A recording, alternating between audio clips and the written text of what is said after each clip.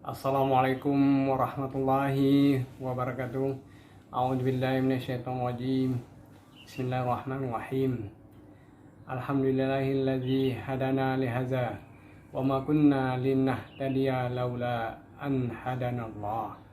Asyhadu an la ilaha illallah wa asyhadu anna Muhammadan abduhu wa rasuluh la nabiyya ba'da. Pada kesempatan ini sedikit saya memberanikan diri untuk menjelaskan kafiat-kafiat daripada sholat fardu, bahwa pertama sekali sholat itu diawali dengan takbir. Ini maknanya adalah bahwa kita mengagungkan Allah SWT, bahwa apa-apa yang ada di atas muka bumi ini, di langit dan di bumi ini, tidak ada yang besar melainkan Allah SWT. Kita mengucapkan Allahu Akbar. Sesungguhnya hanya Allah lah yang maha besar. Selanjutnya kita mungkin membaca Al-Fatihah. Al-Fatihah ini diawali dengan Bismillahirrahmanirrahim. Di sini Bismillah itu maknanya adalah kita betul-betul berserah diri kepada Allah SWT. Karena maknanya ba itu adalah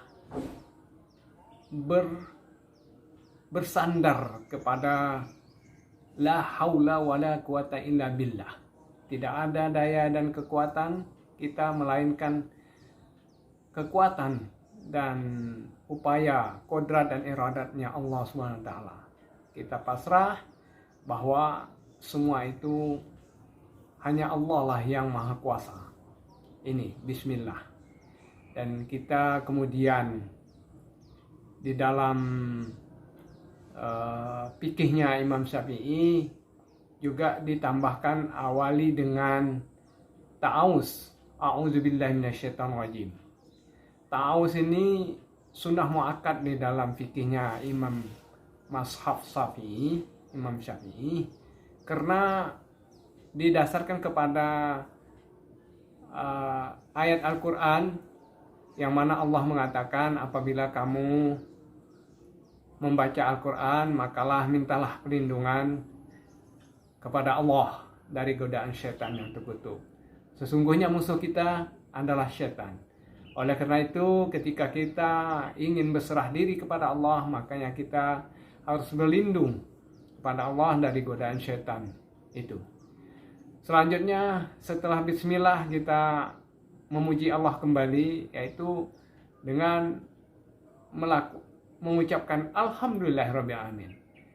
Pada saat awal kita telah pasrah kepada Allah, bahwa semuanya atas kodrat dan iradatnya Allah, maka pada saat kemudian kita harus memuji Allah SWT, karena cukup banyak nikmat dan rahmat Allah itu yang tidak dapat kita hitung. Jadi hanya cukup kita mengucapkan Alhamdulillah atas segala rahmat itu. Nah, ini maknanya, kita memuji kepada Allah SWT yang telah memberikan kita segala macam, baik rezeki maupun kehidupan ini, ataupun keimanan kita sendiri, gitu. Yang paling tinggi nilainya keimanan itu. Kemudian kita mungkin barulah kita bermohon kepada Allah SWT bahwa tunjukkanlah kami kepada jalan yang lurus, yaitu jalan yang telah diberikan kepada orang-orang sebelum kita, kepada para nabi, kepada para sahabat, misalnya seperti Abu Bakar, Umar, Utsman, dan Ali, dan lain-lain yang telah mendapatkan hidayah, yang telah mendapatkan petunjuk. Tentunya jalan yang lurus ini tentunya sesuai dengan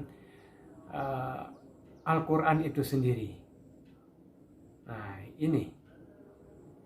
ini maknanya sholat itu begitu intinya. Kemudian sebelum itu tentunya kita